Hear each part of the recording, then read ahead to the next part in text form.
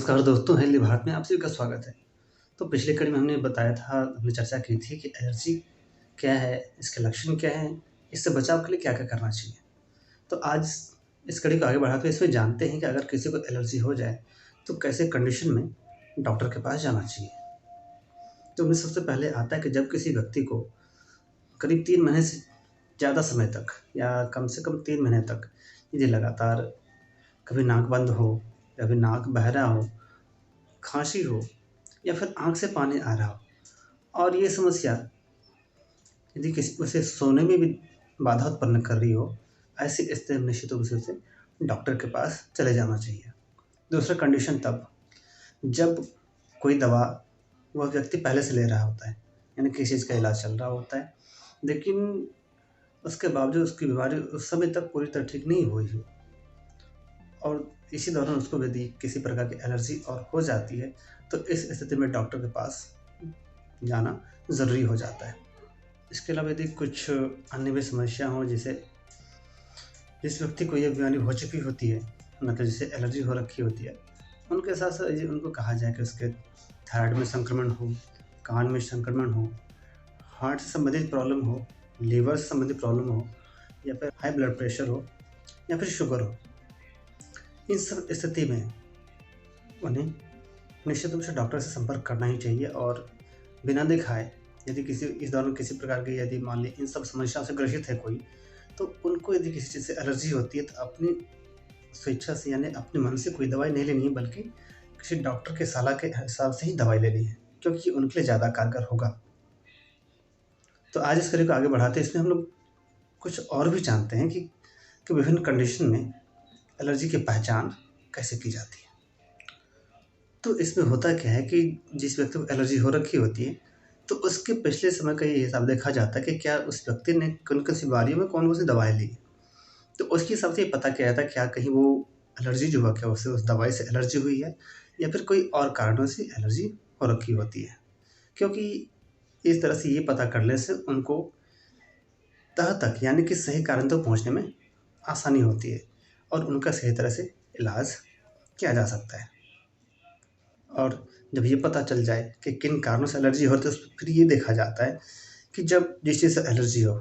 तो उसकी टाइमिंग क्या है कि वो किस समय अपना ज़्यादा असर दिखाती है और जब उसको ट्रिगर किया जाए, तो वो उस समय तक कितनी बार वो अपना लक्षण दिखाता है, अपना प्रभाव दिखाता है। तो इस बात पे ध्यान दिया जाता है। इसके अलावा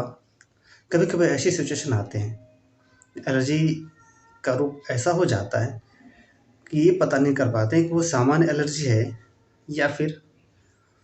कुछ घातक एलर्जी है या फिर कुछ समस्या बड़ी हो जाती है एलर्जी में। तो ऐसी स्थिति में उसके कारण को पता करने के लिए कुछ टेस्ट किए जाते हैं, जिनके द्वारा उसे ट्रेस किया जाता है। तो उनमें से एक विधि आती है जाँच करने की, जिसे स्किन प्रिक टेस्ट कहा जाता है। तो ये एक एलर्जी के को ट्रेस करने का, उसके कारणों को जानने का बहुत ही अच्छा-सा तरीका है और इसमें उस व्यक्ति को जिसे एलर्जी हो रखी होती है, उसे किसी प्रकार की हानि नहीं होती और ना ही उसे किसी प्रकार का दर्द होता है। तो इसमें होता क्या है कि ये जानते हैं कि जिस व्यक्ति को एलर्जी हो रखी होती है, एलर्जी होती है, उसे पता करने के लिए जिस चीज़ से उस व्यक्ति को एलर्जी होती है, वो क्या किया जाता है कि इंजेक्शन के द्वारा वो एलर्जिक चीज़ उस व्यक्ति के कलाई में एक बूँद डाल दिया जाता है, यानी इंजेक्ट कर दिया जाता है, ताकि ये देखा जाए कि वो उसका असर, क्योंकि जिस वस्तु जो चीज़ उसके अंदर डाली गई एलर्जिक चीज़, वो उसे असर दिखाता है कि नहीं। क्योंकि कभी किसी से आपने सुना होगा किसी को कि अलग चीज़ से एलर्जी हो जाती है, तो उसी को पता करने के लिए जिस चीज़ से एलर्जी होती है, तो उस व्यक्ति के कलाई में डाली जाती है कि यदि वो वस्तु यानी कि वो जो चीज़ उसके कलाई में डाली गई है, उससे सच में उस व्यक्ति को एलर्जी अगर हो रही होगी, तो 15 मिनट के अंदर उसके शरीर में सूजन होने लगेगा, लाल-लाल धब्बे दिखने लगेंगे और वो असहज फ़ील करेगा।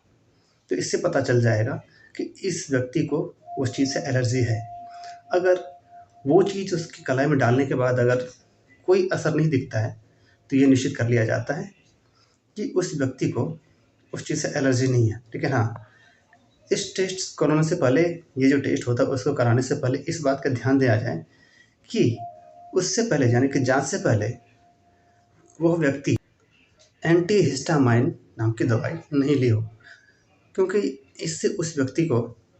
सही इन्फॉर्मेशन नहीं मिल पाएगी और ये पता नहीं किया जा सकेगा कि आखिर किन कारणों से उसे एलर्जी हो रखी होती है। तो इसमें जाँच करने में परेशानी होती है। तभी एंटीहिस्टामिन होता क्या है कि एलर्जी हो या सीज़नल समस्या, हेल्थ से संबंधित समस्या, उसकी एक दवाई होती है एंटीहिस्टामाइन। तो अब दूसरा तरीका ये हो, ब्लड टेस्ट के द्वारा भी हमारे ब्लड में जो एंटीबॉडीज़ होते हैं उनके जाँच द्वारा ये पता किया जाता है कि उनमें किन-किन चीज़ों के कारण एलर्जी हुई है। तीसरा होता है पैच टेस्ट, क्योंकि कभी-कभी जब एलर्जी किसी चीज़ से होती है तो जब उसके संपर्क में आते हैं तो स्किन पे धब्बे बन जाते हैं या कोई खुजलाहट होती है। तो जो पैच टेस्ट में जो धब्बे बने हैं तो उसकी जाँच की जाती है कि धब्बे किस चीज़ के हैं और उससे ट्रेस करके ये जाना जाता है, पता चल जाता है कि इन चीज़ों से इस व्यक्ति को एलर्जी होती है। तो उसके हिसाब से उसको बचाव का तरीका पता चल जाता है और उसका सही तरह से इलाज हो पाता है। और जो एक और तरीका, उसे कहा जाता है आहार में परिवर्तन, यानी कि हम जो खाना खाते हैं, जो भोजन खाते हैं, उसमें बदलाव। क्योंकि कभी-कभी एलर्जी खाने-पीने की चीज़ों से ही होती है। तो जब होता है कि कई तरह की चीज़ें खा लेते हैं, ये कन्फ्यूज़ हो जाते हैं लोग कि आखिर इनमें से किन चीज़ों को एलर्जी हुई है। तो ऐसे कभी कोई कहते कोई तेलीय चीज़ से एलर्जी है, तो कोई मसाले से एलर्जी, बहुत सारी चीज़ें ऐसी होती है खाने से जिसमें एलर्जी हो जाती है। तो इस बात को कन्फर्म करने के लिए कि जिस व्यक्ति को किसी से एलर्जी होती है, तो उसे क्या किया जाता है कि उसे वही एलर्जिक चीज़ खाने को कहा जाता है। तो देखा जाता है कि उससे कोई प्रभाव पड़ता है या नहीं। और जब अगर किसी कारण से यदि वो उसमें कोई तरह का इफ़ेक्ट देखने को मिलता है, तो फिर उसको वो चीज़ खाने के लिए रोक दिया जाता है। तो फिर कुछ दिन बाद जब वो व्यक्ति नॉर्मल फ़ील करता है, तो फिर से उसको वही चीज़ खाने को दिया जाता है, जिससे जिस चीज़ से उस व्यक्ति को एलर्जी हो रखी होती है। यदि फिर से एलर्जी वाला लक्षण उसको देखने को मिल जाए, तो ये कन्फर्म हो जाता है कि ये चीज़ खाने से उस व्यक्ति को एलर्जी होती है। तो इसके लिए पता करने के बाद आदमी यदि वो नहीं खाता है तो उसे एलर्जी नहीं होती है। तो इसके बाद उनका इलाज भी सही से होता है। तो आज हमने जाना कि एलर्जी का परीक्षण किस तरह से किया जाता है, किस-किस तरीके से होता है। तो अगली कड़ी में हम जानेंगे आखिर एलर्जी तो होती है, बहुत तरह की होती है, उनमें किस-किस किस-किस स्टेज में, यानी किस तरह की एलर्जी में कौन-कौन सी दवाएँ काम आएगी, किस तरह की दवाएँ, और उसका उपचार और किन-किन विधियों से किया जाता है। तो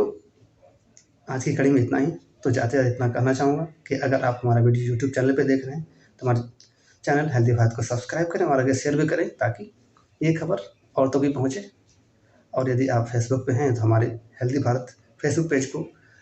फॉलो करें, लाइक करें और उसे आगे शेयर करें, ताकि हम इन दोनों माध्यम से ये बात और भी अन्य लोगों तक पहुँचा सकें, जिससे उन्हें फ़ायदा हो। धन्यवाद।